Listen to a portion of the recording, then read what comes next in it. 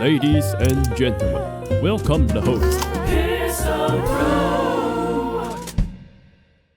吴越国吴越前世有个特色，第一个王室的向心力很强，家教很好，他的开国君叫钱镠。这个吴越前世后来又叫钱塘前世，有出了非常多的名人。基本上你在今天中国看到很多姓钱的名人，他如果大概出自上海这一带的，都是他们家的人。对，朕还有吴越国。吴越国东面临海，南面与闽接壤，其余国境皆被强邻南唐包围，为求存续，吴越前世世代复兴善始中国之策，向中原王朝称臣纳贡，以保兴安民。中原政权亦借此在东南牵制南唐。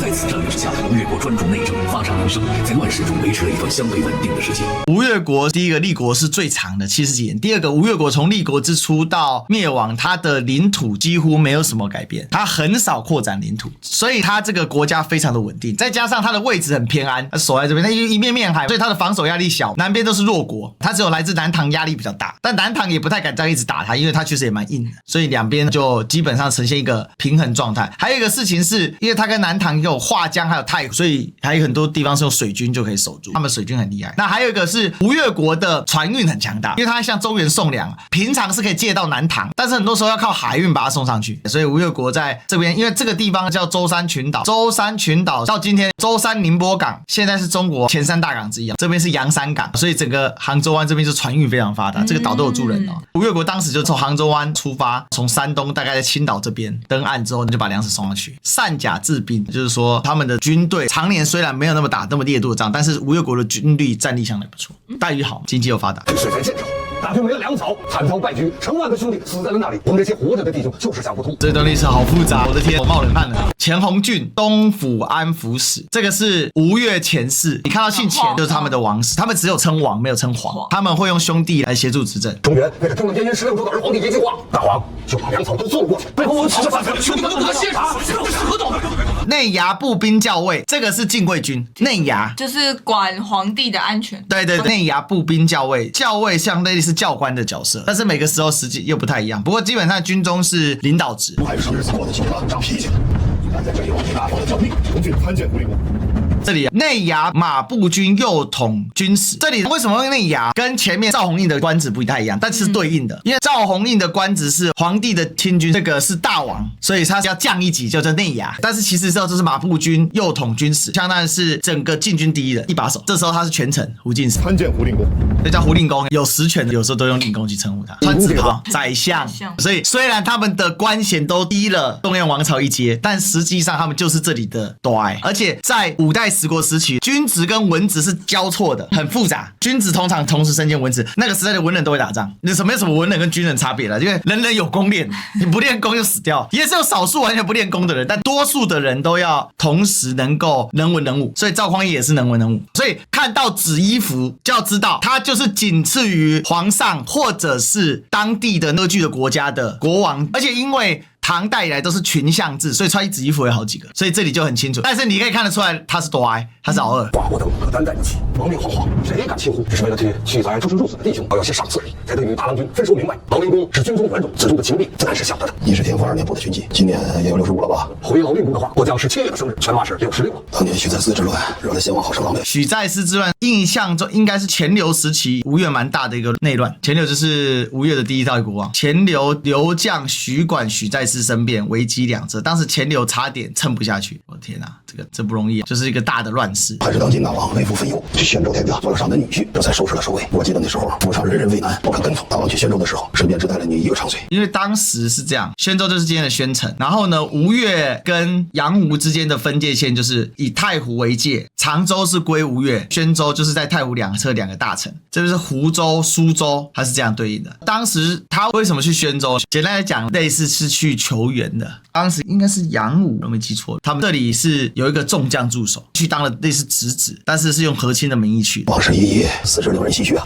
替大王分忧是咱们做臣子的本分。你是个忠心的，自然不会让诸位上为难，将周平伯去一家拖出去斩了。老令公，大人，我家不错，大人。军中这些酒吧卑微而不怀头，生平日子过得久了，难免被来嫌。令公他这。大王既许了你兵权，当军不可妄自菲薄。是。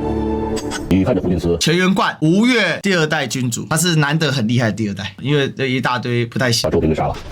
事情发生太突然，儿臣来不及阻止。周平当年跟着孤举天家的时候，孤曾允诺的，若是能活着回去，此生定护他周全。周平聚众跑掉上司，过到军心，所往一去，误伤手足，兄弟之情，断了手足难再续。这里就可以看到胡进思非常跋扈，因为当年钱元贯为了他爸爸钱镠去宣州做侄子，来想办法压平当时的许再思叛乱，所以这个跟他去的等同他兄弟，结果杀他兄弟，没办法去管胡进思，因为胡进思现在手握禁军，要动他要有点技巧，不能直接动。再说一次，五代的背景叫做骄兵悍将，任何地方都一样，即便在相对太平的吴越，常我的令，开内库，后当周平，连夜不发上司。相当于就打脸打回去，你不尊重我手足，我厚葬我的手足。内库为王上私产，亲卫第一都指挥使，所以这像是亲卫第一军的一把手，就是亲卫部队它有分成好几军，亲卫跟内衙都是亲军。当时亲军会好几支，要互相制衡，没办法，因为太乱了。你如果只有一支部队，那完蛋，那部队反你就挂了。所以他们会养很多支部队。不用户部不节制，不负王命，一致一离，亦不能支那，职责所系，请记忆，属末将无礼。督将去看清楚了。东府主管机宜文字，基本上东府它是类似行政院的存在，可以这么解释。这可是大王守教，末将粗鄙，便不得逆要真伪。你请督校去请内衙带他们来此，请记忆收后。王命如何恐不能稍待，便不得真伪，请恕末将不能奉教得罪。在太尉不到，但有一人尽得跟前实录，就地可上。在澄清说，整个吴越内部也是剑拔弩张。若来的不是沈文启，万事皆可推搪。此人智略过人，我此时现身此处，他定然是你。程中岳的杀残如何还不到？已经派人去请了。事发肃然，督教督监潘东主，不但汉奸潘甘霖，还望东主随下官速速缉捕。库里没有足数的纯色绢帛，我去了也辨不出来。东主，此事该系天大，若被人揭了盖子，不要说下官督将督监，便是几位太尉都难逃罪责。督将何能独善其身？有人私吞钱粮，纯色的不够，杂色的凑齐便是。去吧。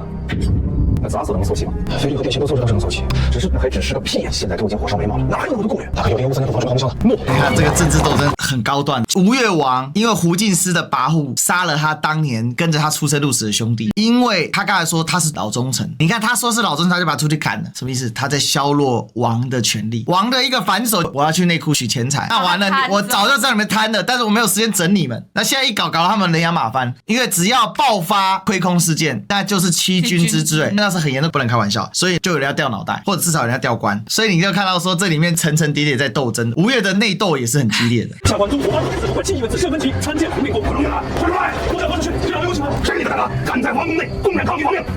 只要微不息怒，末将知道错了，实在是太太尉很有严令，逆臣愿为老。几十年前，老王起兵的时候，老夫便是内衙左校的，代孕唐阳他没曾出过门子，拿他来压我。末将吃了朱元璋的气，实在是罪该万死，甘受老一路责罚忠孝。老命如山，把我的事成我的大事，老夫当着各族家臣的面，下起大火，炖了你。斗争很激烈。这里胡进思也是来演戏，他明明等了大王的人，他这样干表示自己是忠臣。还有一个点，挟王以令诸将，王令只有我能执行，这里面都是套路。末将早已准备齐了，他丝毫不能趁机攻势。督将，本官未曾入库亲自拣选，收据回执要款，些时候便拿。末将醒了，公事要紧，收据回执不劳慎细辛苦。3日之后，末将自己登门去取。这些绢帛有何不可？历来赏赐君族。钱元贯第9子，相当于是这位小成年的儿子，但这个时候还早了，叫钱弘处，后来又叫钱处。他是不是有当上国王？对，末代吴越王，他前面2个哥哥还轮过的。历来赏赐君族，所费绢锦皆为黑灰2色，即便颜色再上一等，只多为青色，非绿变青，皆为品金粉。庶人用之为禁语。也是5品以上付费，6品、7品、福绿，8品、9品为电器。其一，历来赏赐皆为纯色，此番对犯杂色，殊为有异。其二，下官手持王命，而其竟敢抗命，一直拖到胡令公亲来，这才领命，其胆大妄为，令人诧异。所以很可能是胡进思在背后搞鬼，来拖嘛，让胡进思来搞鬼。其三，历来出赏都是各衙司入库拣选，自行包谷装箱运，他却没容下官入库，直接装好送了出来。平白搭上几百个木箱子，这些可都是要在账面上销账，难不成这些箱子钱他自家垫吗？其次，历来出赏都是出账以前收据，他却连凭证都没当面要，口称日后自己来取。此事虽然方便，却不合规矩。事情明摆着，这是闹了家贼了，到底怎么回事？实在是末将吃了猪油，忘了写。代孕这个时候他们在斗争，做了外人的鬼话，说别身份欺听听也就罢了，拿来搪塞老夫，当真是活着不耐烦了。这个代孕跟胡进思大概同级。内衙诸军向来是太尉管的，如今平白冒出个内外马步诸军都统军使来，未曾侍候太尉，便要打开内库。末将也是心中惶恐，又气坏了太尉的军法规矩，这才做下了糊涂事。你半分都不糊涂，你是聪明的过了头。统领亲卫第一都不过2年的光景，你便在西湖边上这2处3进的院子，酒房妾室，你当老夫眼睛瞎吗？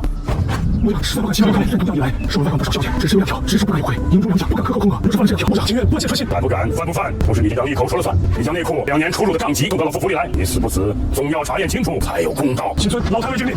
腰间挂了一个小东西，这是他的令符，证明地位。刚才那个他拿他老板代孕来堵人家的嘴，为什么？他其实是在拖了，他是要找别人来补这个亏啊，就把当初分的这些归功的，赶快把他拿回来，这样。对。其上难下，机敏耿刚，何承训不贵一介督将，敢倒卖王王家私产，胆子实在太大了些。内库资助绢帛珍宝万件，都是寻常人家难得一见的东西。但凡流入市面，东西两府各处州县，地方官吏岂能无所察觉？如何能做得滴水不漏，上下不闻？大少，陆玉公，这箱子你们可曾见过？这箱子怎么了？官府藏运绢帛，这个都是大箱子吧？东府库藏所用的箱子，皆是长宽30指宽的大箱子，确实未曾见过这等长3指宽1尺的小箱子。这就对了，这小箱子确常见。西府城中是8家挂山岳社招牌坊的门面铺子所售卖布匹、绢帛，均用的是这等小箱子。是吧？此事干系微小，你切莫卷进来，开开心心的等于上次也好。小弟醒了吧？这边是商人，南唐来交易的。这里还有一个小细节，南唐跟吴越之间虽然是时而敌对，时而联合，时而和平，但大体来说他们并没有互相禁止贸易。五代十国之间大多是这个样子，很少实施经济战，这个是当时的一个特点。小兄，世子已薨，如今的大王身子骨也不大好，试问这萧将军内哪位王子出头？其实看到这里已经看得差不多清楚，因为钱元贯身体不好，钱家又没有传长子的一则传统，因为当初钱元贯上台的时候他就不是嫡长，所以现在这个就是吴越国的下一代，大家在赌谁会上台。所以这一系列的混乱里面，包括出产的这几个比较权力的权臣，他们在 battle 谁可以赌对下一代的吴越王，他们会去站队，会去想办法扫平对手。前王诸子以大郎君声望最浓，三郎君兵权最盛，只是此二人都是过继子。大郎君乃前王之兄武令公长子，三郎君本家长孙，都是假儿子，当不得真。有人说周平带头闹事，背后撑腰的是白玉，这个事儿你怎么看？刚才有讲大郎君最前，但大郎君是过继进来的，是钱镠哥哥的儿子。三郎君是指三子，但是也是养子。三郎君姓孙，甚至都不是王家血统。那五代十国的特色是，如果今天国家比较安定，他们就还是会希望传血统的；如果国家不安定，那义子也可以继承。若真有代代被撑腰，周平死不了。洪佑这个是三郎，内衙弓马军军都指挥使，他指挥的是射箭的弓军跟马军，都指挥使也是一把手。代院是儿臣的姑父，儿臣在西边守我兵权，代院在内廷掌管两军，即便没有好事之人6人，为了大举周全，恳请父王罢了儿臣的兵权。吴越的周全，还望你们守候。儿臣当万死不辞。如此说来，如今前王的亲儿子里有能看的。六郎君称得上老成谋国。大王，六郎君来了，传达进来。这里还有一个小细节，你会发现前王穿的是黄袍，他不能穿龙袍，但他可以穿到黄袍。见交太傅镇海镇东节度副使，参丞相副使，臣洪祖觐见大王。镇海镇东节度副使，因为整个吴越的主体当年是由镇海军加镇东军组成的，所以在吴越做镇海镇东节度使是一个很高的职称。因为当时吴越他还没成为一个王国的时候，钱镠他是镇海兼镇东节度使，所以在这里面权力就很大。觐见大王，每次都是这样，一不嫌过错，孤都嫌你聒噪，明明是个少年。为什么孤？大王称孤，皇帝称朕。装什么老成之中？干嘛？你还非要顾上一个战败不明不成？战败不明，入朝不趋。古代对大臣最高荣衔是只称官职不称名，因为所有的官进朝之后都要唱名一遍。陈知错，周郎比你小不了几岁，你看看你们两个在一起，一个稚气未脱，一个老气横秋的。小郎不曾进相府，进了相府便不是孤的儿子了。不可废，孤想让你喊一声阿爹，就这么难吗？阿爹是亲爸。一位老成谋国的郎君坐镇内廷，你这餐耗子人还敢如此肆意搬弄生命？他也大了，帝国的时候长了，难免要生出一些长途射手。我不过是个经手的，真正靠这些生意气血发财的，不是国中这些勋贵子弟，军中宿将。公主，侯菜来了。这里也可以看出一个事情，就是吴越国的军功很重要，所以掌握军权的几乎都是这些禁军头领。那里的酒乃是自家酒房酿制的新酒，名为月夜。这鱼肠24谱，腹为24桥，名月夜。好名字，英雄。请。这里还有另外一个细节，他们是坐着的，不是跪着的。中唐之后，随着这个东西叫胡椅，就开始变成坐着，所以他们是坐着吃饭。但是你看汉朝的剧，他们都是跪着在吃。这人薛底下没有人去脱离我邪心。哦，钱弘处的亲宠薛温，这个后来也当了官。于是大营传过来了，这么好，海上波涛汹涌，可是军家的紧，所以查不会小，你去事不查一下，今日入港生。士博斯就是当时的航港局兼海关。这剧第一集太硬核了，别躲了，你们起门出来。嘿，被抓。饿了，可有吃食？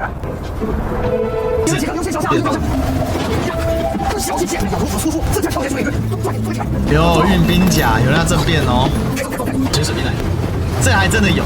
这个虽然到底是夸饰我不敢肯定，但是那个时代确实有这种潜水特种兵。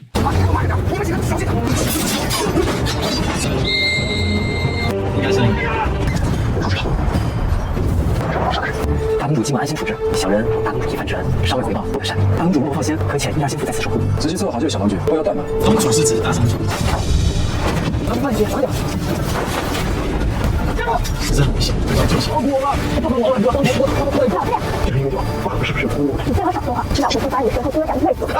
下一集大概也知道他到底是谁把他抓走，但看起来不是什么跟他敌对的势力。